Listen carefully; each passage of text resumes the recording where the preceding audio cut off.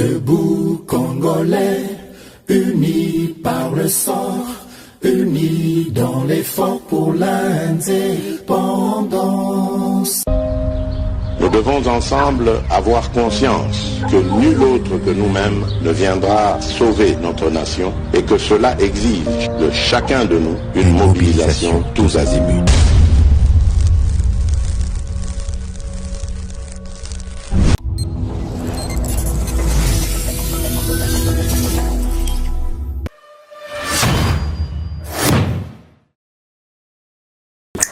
Oui, malamu na GCAM Télévision, fidèles abonnés, chers internautes, et c'est mon anga pour Babino, Ebele na Bolandi, émission na Bino ba éclairé, debout congolais, de partout où vous nous suivez, à travers le monde.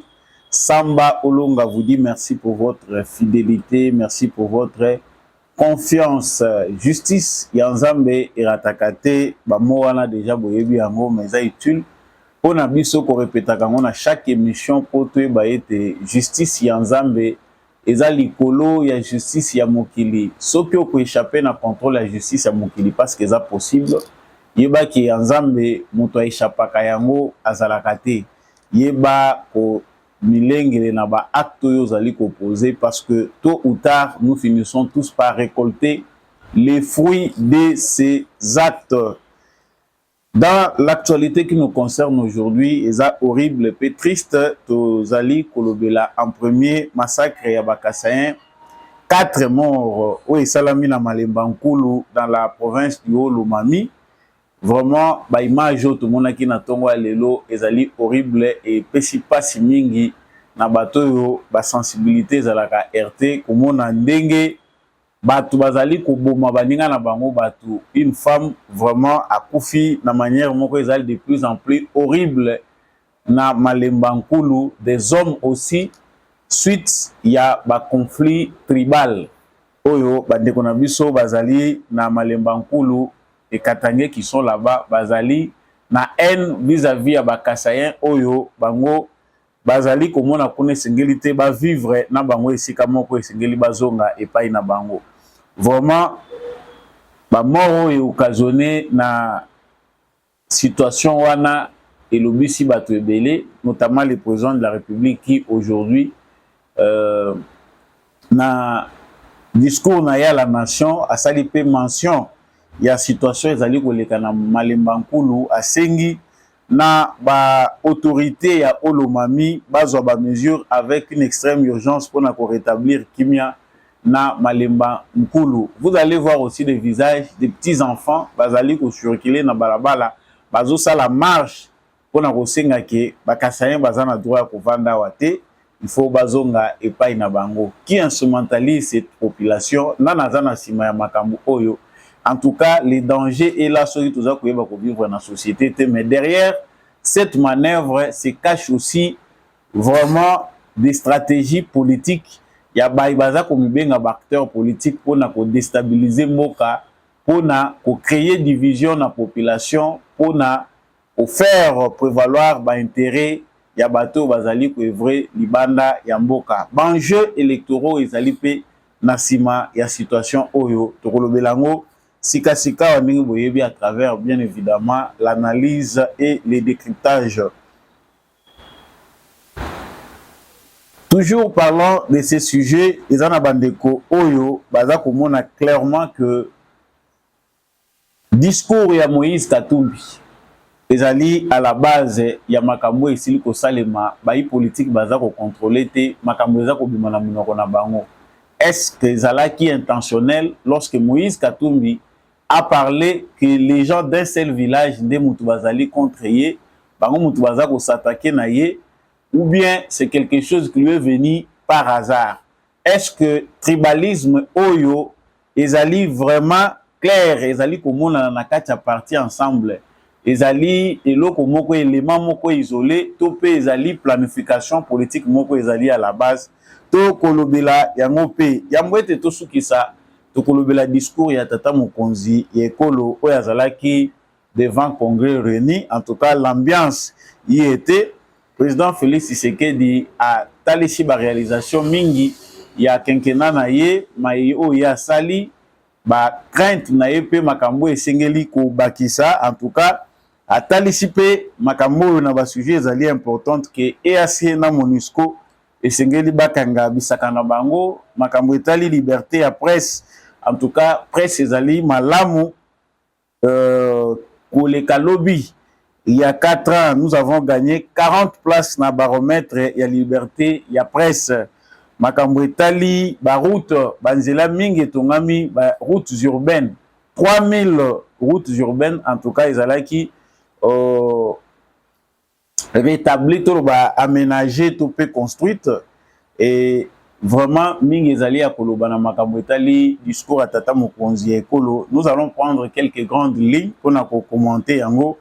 Avec Bino, les chefs d'état-major général Christian Chiwewe et le lieutenant général Christian Chiwewe Azali pour continuer pour tourner Bisikawa puis bayi former Bazali Kozala tout Bazali formé pour défendre nation. En tout cas visiter qui les sous Nakatanga plus de 7000 nouvelles recrues au aussi sa formation na bango. Qu'on a garanti que Bazali prêt pour être déployé dans Moussala, na Bango. Juste pour une petite parenthèse, au Kenya Est, la République démocratique du Congo, au Talela, Maezali Koleka Kuna Lissusu na Kishiche, Bitumbezali Makasi, le M23 a des proportions de prendre encore le contrôle. Il y a zone Wana, Oyoba Massacre et Salamaki. Voilà tout pour l'essentiel de l'actualité. Oyo Tozali ko aborder Nabino. Sika awa na cadre émission na bino debout congolais. Merci na bino bato bozali ko rejoindre plateforme na biso ceux qui ont déjà en ligne en live. Laissez-nous un commentaire, likez surtout, partagez. Aux alakaka observateur passif T, il faut partager l'émission. Abonnez-vous si vous n'êtes pas encore abonné. Vous pouvez nous dire à partir à Wapioza ko landa biso. Merci pour tous ceux qui nous suivent à partir de l'Afrique du Sud, Bandeko Nyon Landa biso à partir d'Angola. Au pays où à l'intérieur du pays, vous êtes déjà dans les lives. Merci Nabino. Nazongi na Lumbango, na actualité telle que je viens de vous l'annoncer. Mboka na biso ezali ko traverser période oyo ezali tuza ko benga période préélectorale. J'ai vu que la tension est à la mingi na période où on a selon clôture au biso tozanango pour na ba élection. Na République démocratique du Congo, batu bayebi que ceux qui tolomito qui indépendant na maponomi, il faut qu'on se prépare. Acteurs politiques bazaka na ba calcul na bango. Pour certains, ils doivent retourner dans leur village. Ba mususu ba kende ko luka balatsa bango ba gris. Nde wana mutu na mutu yeba famille na ye ba député bazongela ka ba électeur na bango même s'ils n'ont pas eu le courage d'ouvrir même leur bouche pendant 2 ou 3 fois na katia mandat na bango na hémicycle ya parlement. Chacun veut retourner pour convaincre pour yepé azala lisusu élu azonga toujours na scène mais après na moment wana nde ba manipulation ezalaka ebele. Vraiment, ce n'est pas pour la première fois que la République démocratique du Congo a eu une élection. Maintenant, c'est depuis phase où il y a ce cas. Où il y a une élection, il y a un bulletin vert. Il y a Tata Mobutu Seseko. Où il y a un bulletin rouge et vert. Comment ça s'est passé? En tout cas, ça n'avait rien à voir avec la démocratie. C'était la terreur, c'était la peur. Les gens vivaient dans la crainte de Mobutu. Je sais pas comment l'élection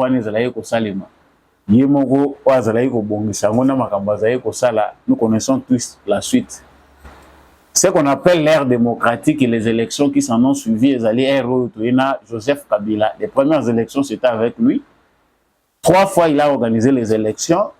Des crises et il y a des conséquences à chaque fois qu'il y a une élection, il y a toujours des morts, il y a toujours des coins qui sont isolés de ces élections-là. Et puis, il y a des contestations qui s'en suivent. La contestation, il y a toujours la violence. Mais si j'ai par rapport à l'introduction, il y a des sujets, il y a des situations, il y a des Katanga. nous nous sommes réveillés le matin avec des images horribles. Tumesani komona biloko oyo eza koleka na est ya République démocratique du Congo. Souvent dans les Kivu, ba massacre ya ba ADF, massacre ya ba armée rwandaise oyo toza kobenga M23. On a vu des gens comme des choses horribles comme ça, viol des femmes, massacre des hommes et des femmes. Vraiment, tout le monde est en train. Mais cette fois-ci, les images que nous avons vues, parce que par réglementation, bah image YouTube a accepté en côté que tout retransmettre en web pas sommet. Par professionnalisme aussi, les âmes sensibles, les âmes à la moutée, ce qu'on y a vu au-dessus de la vidéo Moutatindela kinga vidéo wana na tongo ya lelo, j'ai commis l'erreur l'irréparable parce que na tongo avant kobanda makambo nyonso, on ne passe pas par les réseaux sociaux, on ne passe pas par les informations. On a beaucoup de choses à faire. Et puis peut-être na ero esengeli soki déjà yebi que oso bongisi journée no malamu, osali moi lecture na yo makambo susu okoyi koya okota siko parce que tu yebi buzo ba o eza na ba réseaux sociaux. Mais j'ai commis l'erreur de commencer par là. Journée nangaï et beba ki penda solo pour ce qu'on a vu. Makambo baza ko sala mwana mwasi wana. Je pense que cette vidéo là a fait la une ndenge se tamboli déjà na ba réseaux sociaux, boza ebelo bo moni yango. C'est horrible pour tali bilenge nde mutu bazo sala ndenge wana, un Congolais comme une Congolaise.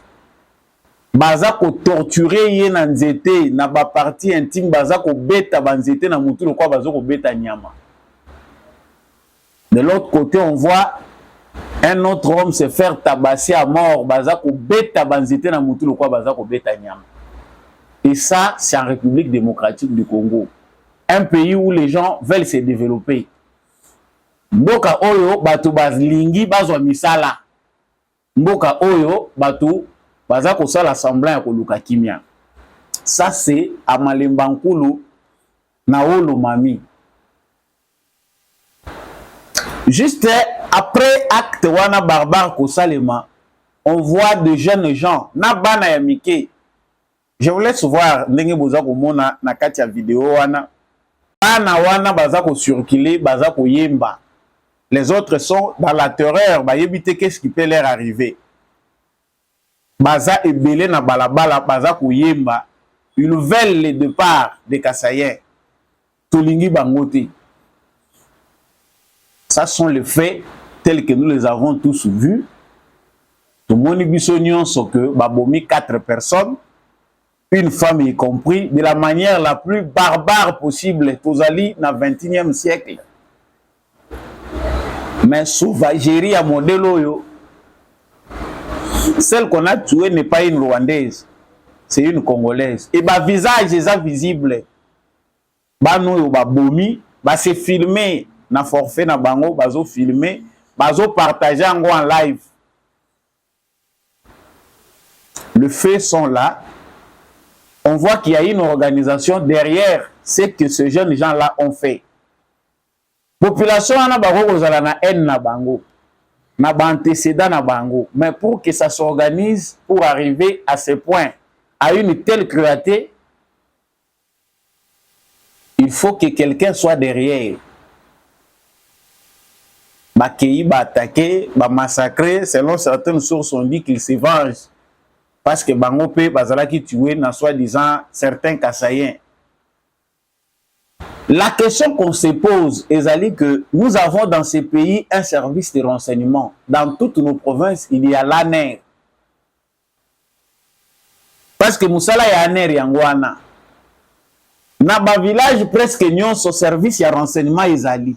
Ba service de renseignement wana et travaille en collaboration na police nationale, na armée na biso.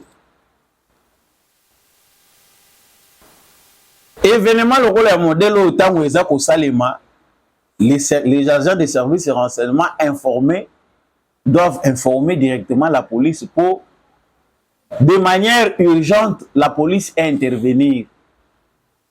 Misika va commettre un forfait, la police est là. eza musika te na babisika oyo basali na ndenge babomi bato wana basilisi la police eza nango aux environs wana.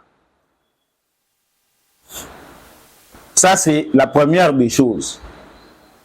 La deuxième des choses c'est l'organisation toza komona bana ya mike baza na sima ba jeunes gens baza na sima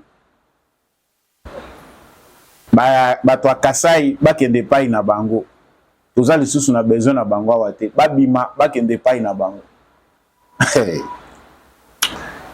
Ça fait rire, ça fait pleurer, mais ça fait réfléchir pour nous qui avons aussi la responsabilité d'œuvrer pour que notre pays soit dans la bonne position na marche ezali yango.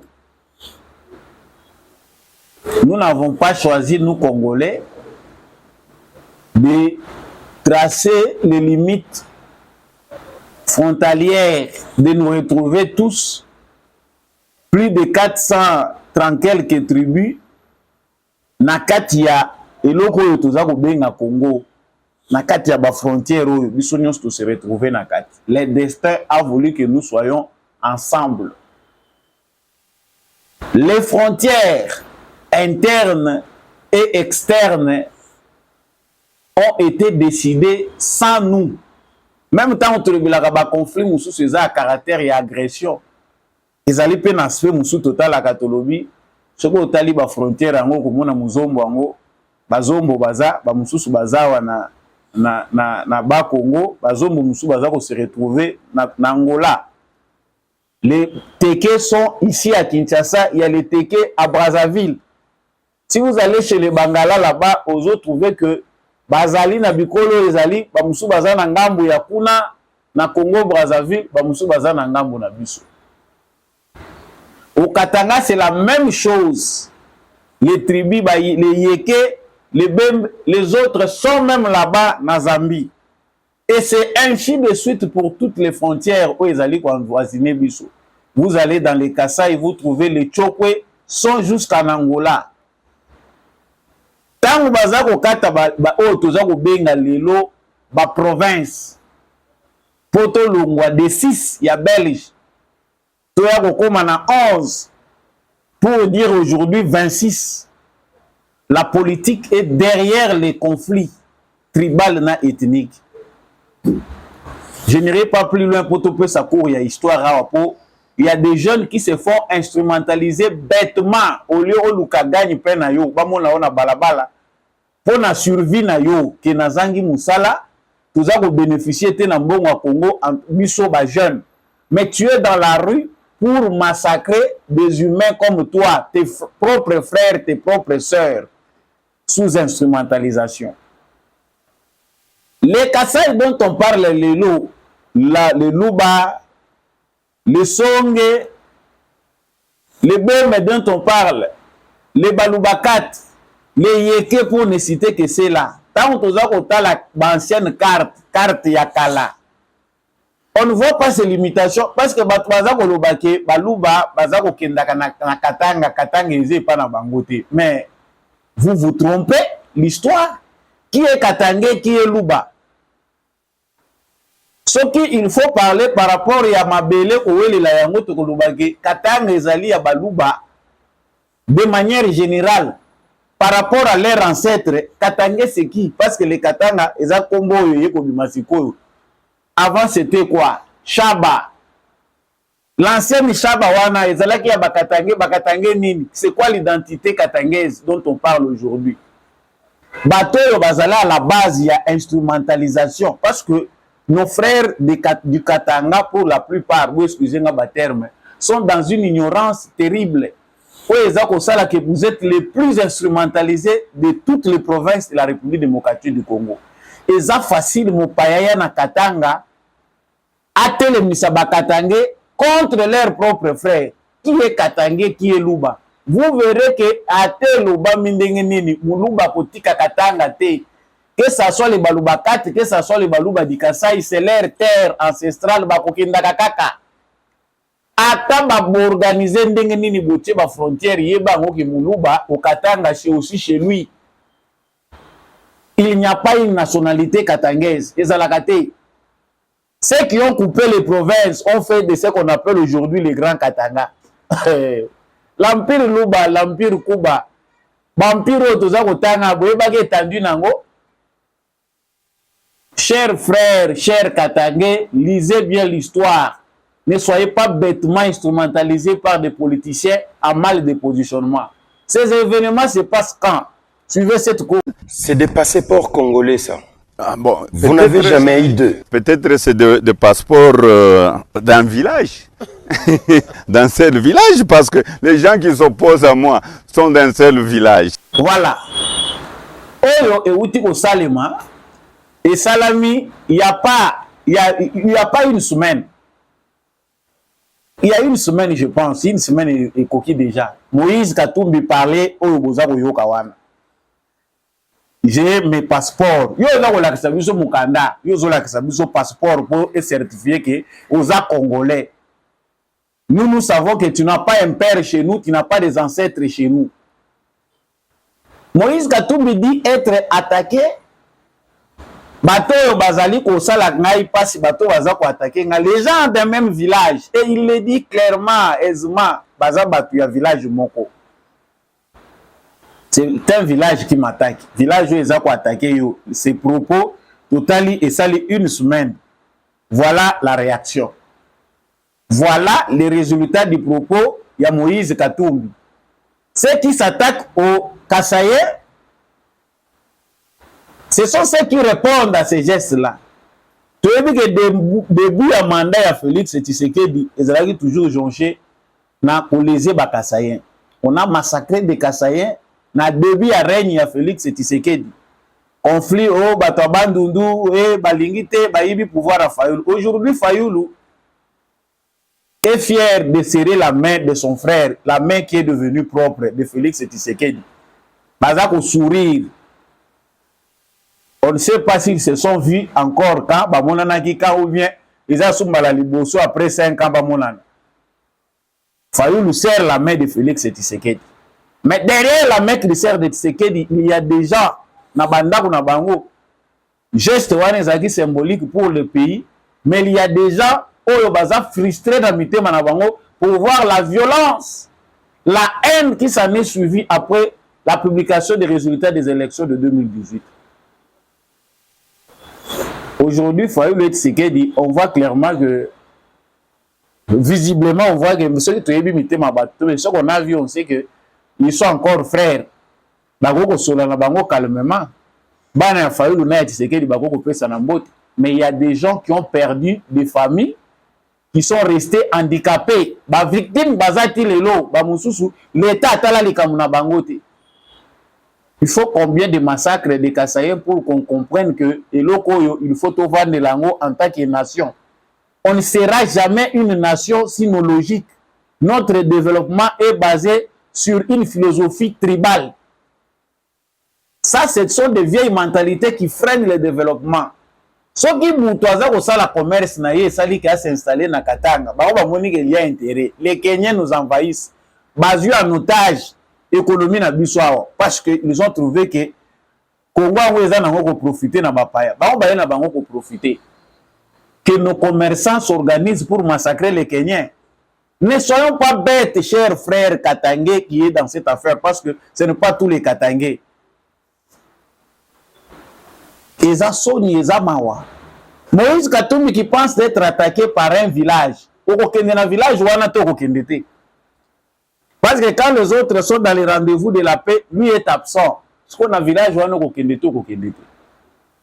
C'est le candidat de Katangais où il sera le candidat de tout le Congo. Village wana yo kozala nango, kozala candidat nango te, okende kuna te na village wana. Les informations que nous avons et que c'est du connu, le danger est là et c'est grave. Les autorités, certaines autorités na Olomami, comme dans d'autres provinces aujourd'hui, il y a où ils allaient constituer Grand Katanga, sont souvent complices. Agents et renseignements, responsables à la police, parce que de telles organisations, tant aux frustrations les alliés, maquiller les alliés, autorité à la base, bazalak informé. parce que bazo vivre na population wana. Tango ezali komata, on cherche un moyen pour que les différentes communautés, les différents habitants, bayokana. Terrain d'entente, il faut ezala.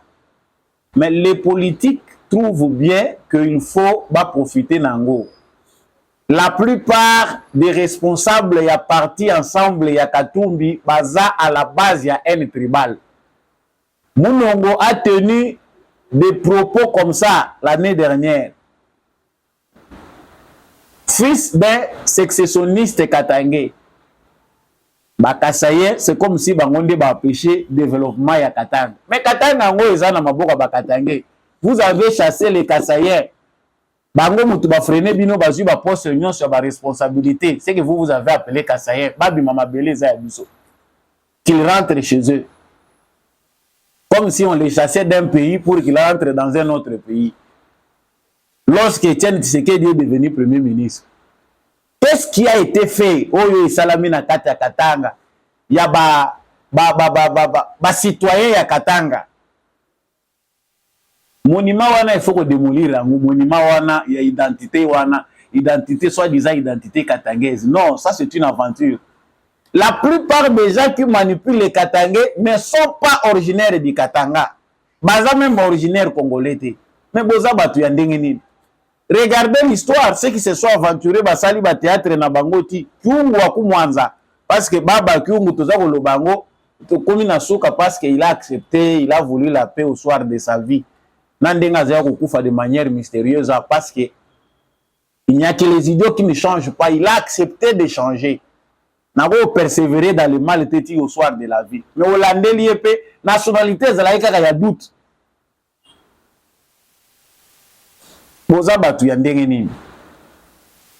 Maintenant, le plan avec Moïse Katumbi, c'est qu'il y ait guerre civile au Katanga. Ici, instrumentaliser, ici, quand on soit responsable, il y a parti ensemble et c'est visible, vous pouvez le constater. Bateau Bazali qu'on utilisait toujours fil tribal na kati ya ba propos na bango, ba communicateurs et ensemble. Observez tous les journalistes et vous verrez tribalisme au sommet de l'État, tribalisme dans les nominations. C'était ya ba journalistes nyonso bazali payé na kashobo pa Katumbi, ezali toujours tribalisme. Les responsables partis ensemble itinéraire na bango, orientation bango bazanango, tango bazako la politique, toujours tribalisme. Les Katanga a colonisé tout le Congo pendant 21 ans. C'était des Katangais. Au Taliba poste nyon sa responsabilité à Mboka Ezaki dirigé na Bakatangais. Mou colonie ni ba s'attaquer na Bakatangais. Soyez les autres na ba bureau nyon. Qui s'est attaqué au Katangais? Qu'est-ce qui a été construit au Katanga? Nous n'avons pas beaucoup à dire là-dessus. Que ceux qui se disent aussi Kasaye prennent conscience, il y a danger dans Makambo ezali ko salemo. Parce que l'objectif awa ezali que Bakasaye peut, quand ils en auront assez, batomboka. Guerre civile et salemo. Parce qu'individu nyon sotango azalaka menacé ceux qui mutema ne suki à télémac.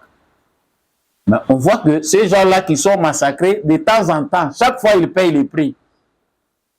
Baza kozala toujours responsable. Naza ozongi la moka facilement dans l'histoire, c'est facile à trouver parce que nous ne lisons pas. Aussi tout beau ça n'a pas repère. Qui est Katangé, qui est Kasayen? Les Katangais, ça n'existe pas dans l'histoire. Katangé, Azalakate dans l'histoire. C'est les Louba, les Yeke. Na baguerre tribale, les Louba et les Yeke, je n'irai pas plus loin. Vous pouvez vérifier dans vos manuels, bateau, Bazali à mourir à la lecture. Le mal de cette jeunesse, c'est qu'ils ne lisent pas.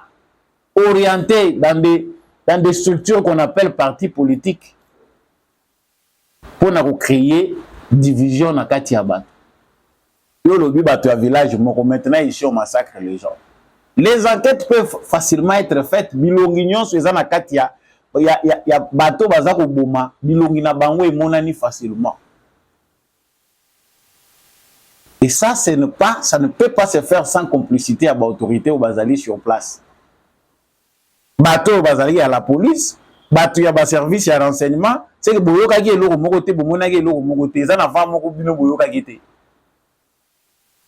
Il y a urgence que la police nationale, le service de renseignement, ba revoir likambo etali bato bazali ko kamba police service ya renseignement na espace mobimba ya Grand Katanga ba province union sur ezakuna. Nous avons dit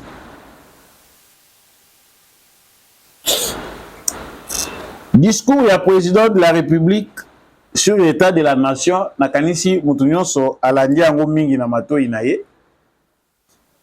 Je voulais suivre quelques petites lignes ya mboto pesa commentaire ya mai président de la République à Lobaki.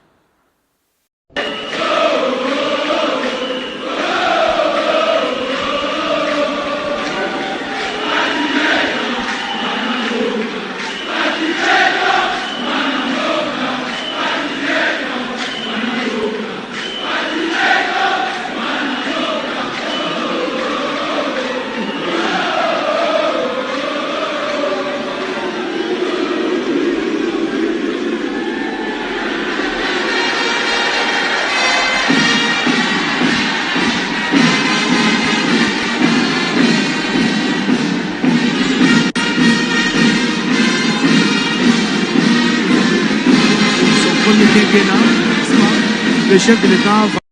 Voilà, c'est un discours très long que vous pouvez retrouver sur le plateforme Batiango Ezali Mobimba. Mais président de la République sur l'état de la nation, la question sécuritaire Ezali, vraiment, na Moutouya Mingi. Il a vraiment parlé sur le départ des nations. Il y a MONUSCO, départ, il y a EAC. Il reste formel, catégorique, et en tout cas, il faut une organisation wana ekende ndenge toyokani parce que musala baza ko sala eza ya ngote.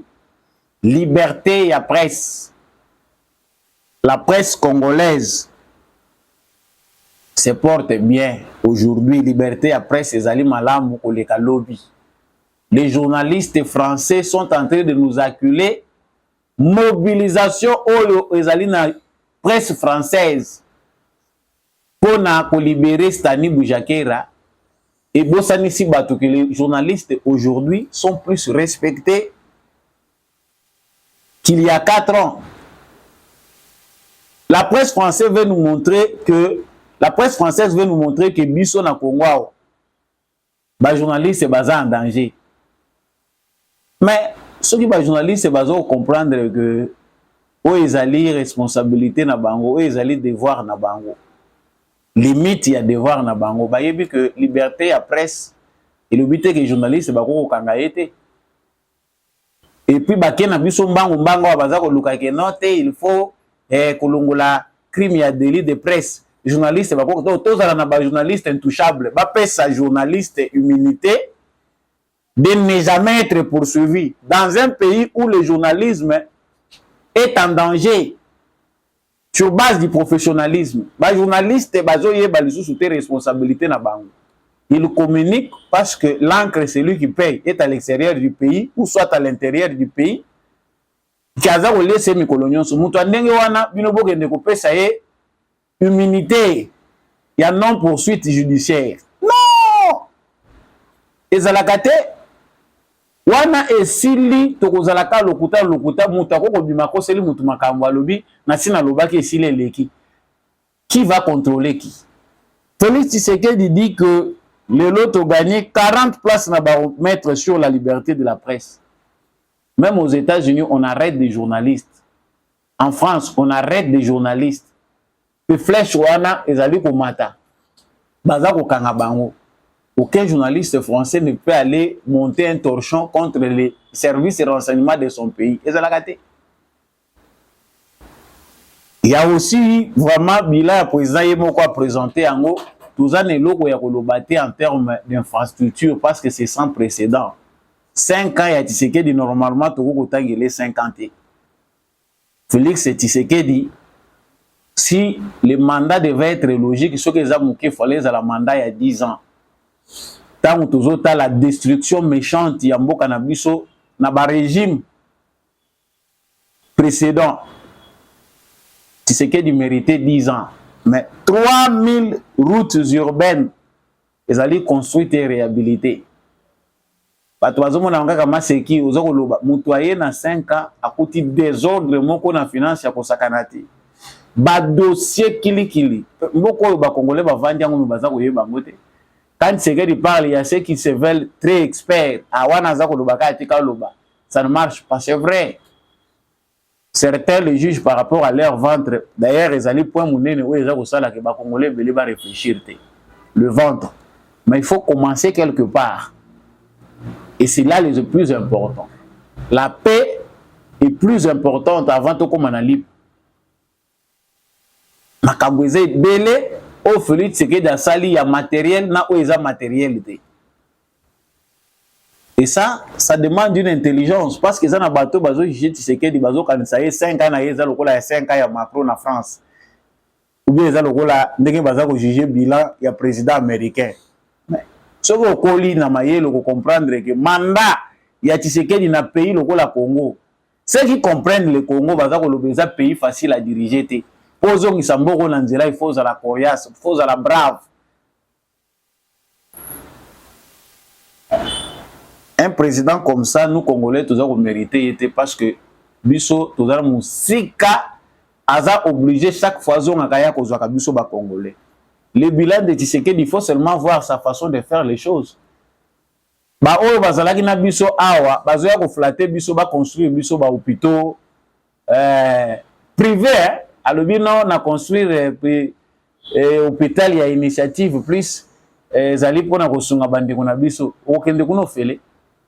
Mais celui qui vient dans 5 ans a le souci que ba infrastructure nyonso public, que ça soit éducation, que ça soit la santé, et ça nous rénover. L'avantage est à la nation. Et ça y privé. Mais tu vivre pendant 18 ans à Batu Oyo, ba université. S'il y a des jeunes qui réfléchissent, ils vont comprendre que ce pays a été détruit à partir de l'éducation. Balinga qui totangate, to nyonso kufa. Parce que bayebi que ceux déjà va détruire l'éducation, c'est fini to comme le rôle là banyama. Ils peuvent nous manipuler comme ils veulent. Bayebache na débit, na nukuta bundi pendant ma capacité gratuité enseignement de base. Pour na stopper hémorragie. Le lot aux a plus de kuluna, les jeunes ne réfléchissent pas parce que l'éducation est zatée. T'es-toi arrêté dans l'hémorragie awa, ba no nyonso bazako ya primaire est gratuit. Éducation de base est qu'un fait. Papa babundi na bino bazako mata ba infrastructure. Ah, ko simbate wapi ba école ngo eza na nini? Aujourd'hui, nzembo ani eza ko yemba maté. On a voulu nous faire comprendre que ba école ya zo kende ko imposer bato eza wapi tout ça. Bakangi munoko. Basango bazozwa mbongo. Ah, c'est des millions de dollars ko bazako pesa na basango ba réhabiliter. Ba infrastructure o ya bango bazali suna ba moyen ya ko réhabiliter ba infrastructure na bango te. À l'époque biso stand tozo utanga toyebi ke ba école catholique e bandai ko sunga mingi. To bimi na ba infrastructure scolaire wana to zu éducation na ba école catholique nyonso par terre. Bongo ezako mona na te. Ba don ya ka lisusu te. Bongo ba autorité bazako zozoki na ba poche na bango. Grâce à Félix Tshisekedi, des écoles se construisent, même dans les villages où il y a des écoles. Même ici, il y a accessibilité. Est-ce qu'il y a une fois que tu as une école?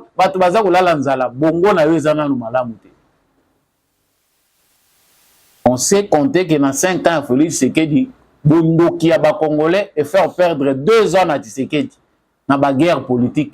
Asala te, to bloqué awa, asimba wate, asala wate, asala boyete. 2 ans. Tshisekedi tozo jugé na 3 années. C'est quelqu'un à féliciter. Mouto azalaki de lingi ya pamba étiquette, le loi aza dictateur. Le bilan de Tshisekedi n'est pas à chercher. Soki boza ko luka discours à Moulaï pour comprendre le bilan de Tshisekedi, en tout cas yo moko jugé niveau intelligence na yo. L'intérêt au ezali général yango biso toza ko viser na action ya Tshisekedi, pas l'intérêt particulier ngalo kola na se retrouver en tant que politicien par rapport ya mandat ya Tshisekedi, c'est que bilan ya Tshisekedi est négatif. Il faut na que de traîner tout un village derrière moi na ebisa bango que Tshisekedi a échoué. Pourquoi? Parce que Tshisekedi ne m'a pas nommé. Pourquoi? Parce que ngai na se retrouver parmi ba ministres. Honte à vous. Le bilan de Tshisekedi est positif pour certains parce qu'il s'est retrouvé ministre. Toye bibino, mitema na bino mwindu. je suis député, j'ai tant entendu, j'ai toqué à la porte du président de la République, Bazo Yambangate. Est-ce qu'il doit recevoir tout le monde? Pour que le bilan de Tshisekedi soit positif, il faut sourire, il fallait que Yamba qui a fait poste. Outre les postes, nous sommes occupés. Soni na ba Congolais. Mais on sait que tous les Congolais ne sont pas bêtes, comme on le pense. Les Congolais, monsieur Zaya Kofonga Malelo, ceux qui ont allé coller la moulili qui torche Zate, basi ba fongoleli au mwinda. Simplicité à Tshisekedi et démystifier poste et président de la République. Il y a beaucoup. Oh, ils sont positifs dans le mandat de Tshisekedi. Les négatifs, c'est que nous réfléchissons avec nos ventres. Voilà l'essentiel dont on peut parler. Les militaires, l'année prochaine, indexation, il y a salaire, construction, il y a caserne, assurance maladie, construction, il y a 11 nouvelles prisons. L'avenir est meilleur avec Félix Tshisekedi. Il faut rester au bon côté de l'histoire. Il mérite de fleurs. Pas ce temps, tous autres en face de lui. Tous autres, nos candidats sérieux, ni pour remplacer Tshisekedi en cas d'hypothèse. Total à nous tout réfléchir. Le quoi c'est vrai, Tshisekedi a zappé Moutou.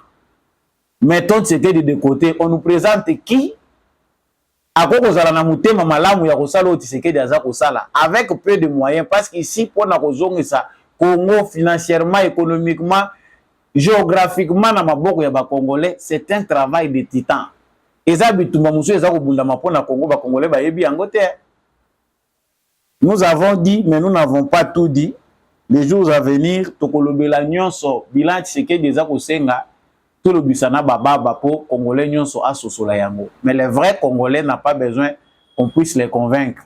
Différence est alliée entre un vrai fils du pays, Naba Oyo Bayaka Koya. Tout ce qui s'est Naba Sango Tozui, Koutana Kishiche, pour Nakotali Saïte, en tout cas, cette zone-là est en passe encore d'être prise. Contrôle Nango et à la ressource dans ma bourre y a M23. Pourquoi? Qu'est-ce qui se passe? Armée congolaise, il faut à la gare stop. Bazon Union Soyo EAC Azwaki, l'EAC a décidé il y a raison ils sont dans ma bourre y a M23. Loko là, Tshisekedi a lobby que EAC a Kangabisa Kanaye. EAC a décidé que bazongisa na maboko ya M23 bazone union so bango bazako occuper. C'est que départ au biso tozako zela ke bakende na décembre bakende parce que bilan na bango est négatif. Ils ont décidé de remettre bango nde mutu bazako encourager l'armée rwandaise entre EAC pa azako encourager ba M23.